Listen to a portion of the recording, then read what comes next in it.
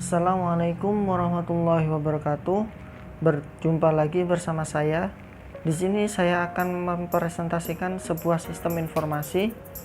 Sebelum itu, perkenalkan, nama saya Ahmad Fauzi.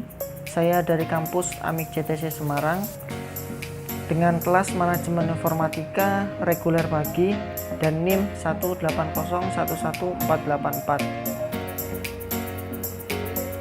Di sini saya akan mempresentasikan sebuah sistem informasi pelayanan jasa jahit baju pada butik Bu Yati.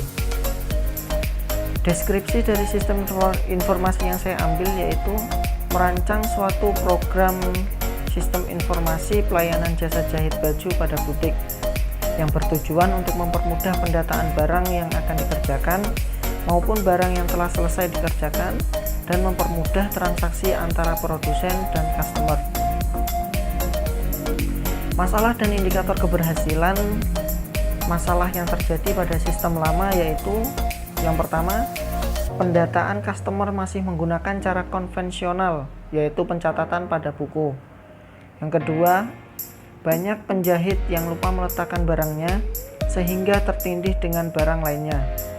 Yang ketiga, terjadinya tumpang tindih antara data customer yang satu dengan yang lainnya dan rawan terjadinya kehilangan data. Yang keempat, proyek tidak dapat diselesaikan tepat waktu. Indikator keberhasilan pada sistem yang baru, yang pertama, program dapat dijalankan sesuai keinginan dari pemilik, admin maupun customer. Yang kedua, dengan adanya sistem informasi pelayanan jasa jahit baju pada butik dapat meminimalisir kehilangan data maupun barang yang lupa dalam peletakannya oleh penjahit. Yang ketiga, sistem pendataan yang lebih efisien, cepat, mudah, dan tidak terlalu rumit, mampu menyelesaikan proyek dari customer sesuai dengan jadwal. 5. Proyek berhasil tepat waktu. Metodologi yang digunakan yaitu metode Extreme Programming atau XP metodologi. Metode Extreme Programming atau XP metodologi digunakan oleh tim development untuk membuat software dalam environment yang tidak stabil, seperti ketika requirement yang ada sangat cepat berubah. Metode ini memiliki rilis berkala dalam waktu development yang singkat.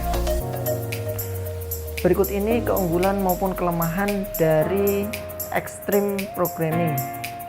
Keunggulan yang pertama yaitu perlibatan klien dalam proyek peningkatan transparansi dan hubungan antara vendor dan klien. Yang kedua, frequent checkpoint.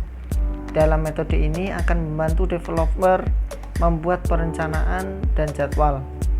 Ketiga, feedback yang banyak akan membantu meminimalisir resiko dan meningkatkan involvement.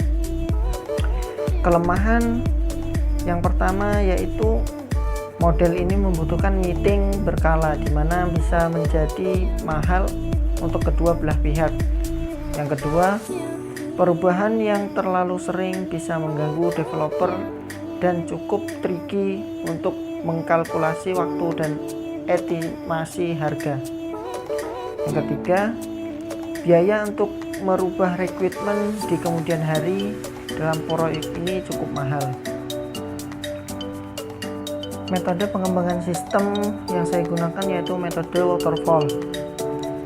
Metode waterfall ialah suatu proses pengembangan perangkat lunak terstruktur dan berurutan dimulai dari melewati fase-fase perencanaan, permodelan, implementasi, dan pengujian.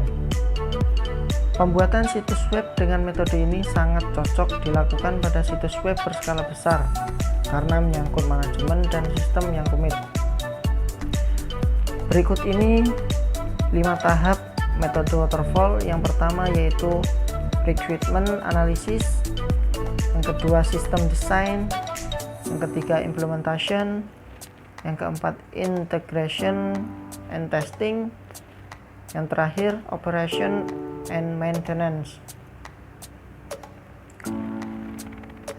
Requirement analysis, yaitu tahap ini pengembang sistem diperlukan komunikasi yang bertujuan untuk memahami perangkat lunak yang diharapkan oleh pengguna dan batasan perangkat lunak tersebut. Yang kedua, sistem desain. Spesifikasi kebutuhan dari tahap sebelumnya akan dipelajari dalam fase ini dan desain sistem disiapkan.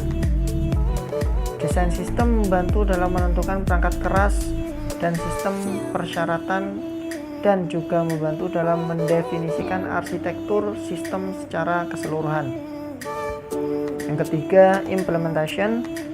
Pada tahap ini sistem pertama kali dikembangkan di program kecil yang disebut unit yang terhubung dalam tahap selanjutnya. Yang keempat, integration and testing. Seluruh unit yang dikembangkan dalam tahap implementasi diintegrasikan ke dalam sistem setelah pengujian yang dilakukan masing-masing unit. Dan yang kelima, operation and maintenance. Tahap akhir dalam model waterfall, perangkat lunak yang sudah jadi dijalankan serta dilakukan pemeliharaan. Berikut ini adalah rencana kegiatan yang akan saya lakukan,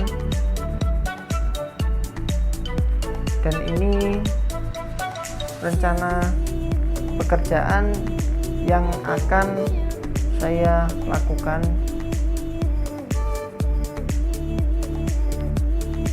Dan kemudian jadwal pelaksanaannya.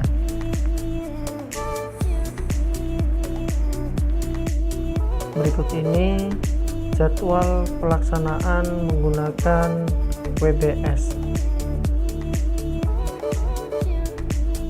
Terima kasih atas perhatiannya. Kurang lebihnya mohon maaf. Demikian akhir presentasi saya. Semoga bermanfaat untuk kita semua. Wassalamualaikum warahmatullahi wabarakatuh.